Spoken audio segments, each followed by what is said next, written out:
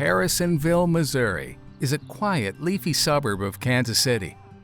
Like many communities, it's had its share of tragedy.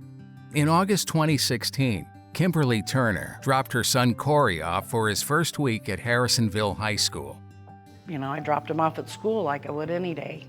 The next thing I know, at 3 o'clock, I'm getting my phone blown up because Corey had been seriously injured in an accident. Yeah, we're looking to the north and west across that intersection. Boy, a lot of police down here. Crime scene tape or police tape everywhere. Corey Turner was 4 days into his high school career.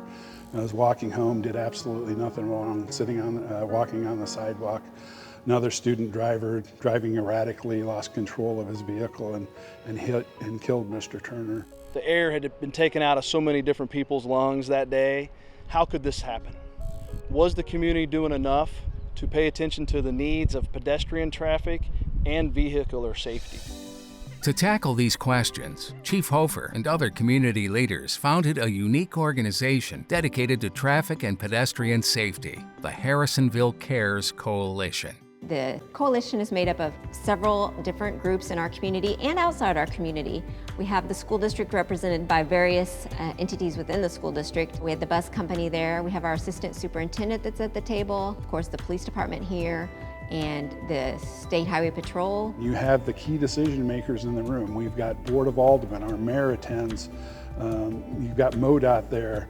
If somebody brings up a problem, there's somebody in the room or different people in the room that can step up and take care of it. I've been, in my career, a part of many organizations and committees. I can honestly say this is one that's probably had more success stories in a short amount of time than I've ever been a part of. From trimming of trees to allow buses to be able to drive down the right side of the road, to stoplights being put in, to reducing speed limit.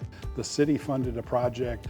They really did a nice sidewalk project, making it to the community center, and then the Board of Aldermen allowed us to purchase crosswalk flashers. We put them at key intersections around our schools and high traffic intersections going to parks. It's not just about being in and around the school, it's the whole community.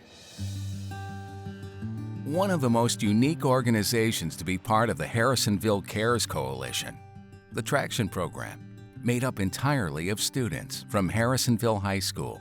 The Traction Program at Harrisonville really tries to focus on student involvement in traffic safety in order to improve the safety in our community and sort of the efficacy of the traffic movement. When you've got a group of kids out there telling different people, doing safety checks, talking about it to other students, it's getting on their mind and they're thinking about it and driving more safely. Last year we conducted 2 seatbelt checks, one in October and one in very early March, and we saw about 7% increase in seatbelt usage in the student body over that period of time. This week's a special week for Traction. They're highly engaged in multiple activities because prom's right around the corner, graduation's right around the corner. This afternoon we'll be conducting a device check where we'll be watching both students and teachers leaving the parking lot to make sure that they're not on their phones or other electronic devices. I think it's so valuable that Traction is the one spreading that message because they're talking to their peers. It's not the adults telling the high school students what to do, is that the kids are asking their friends to drive safely, put down their phones. And I think that message gets across much clearer when it's high school students talking to high school students. I think the success that the Cares Coalition has had has made a huge difference. It's changed the lens of how we look. We don't just drive down the street. As we drive down the street, we look for safety concerns and what we can do differently. There's nothing we can do to bring Corey Turner back, but there are things we can do moving forward to make it so other families don't have to go through that.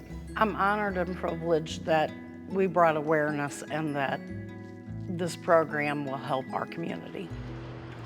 It will slow people down where they need to slow down, or make people more aware that this is an area that is heavily passed by foot by kids for school. We all miss Corey. His family misses him every single day, I know. His legacy is strong and will continue on through the Cares Coalition and the work we're doing, and it will make an impact on this community far beyond any of us.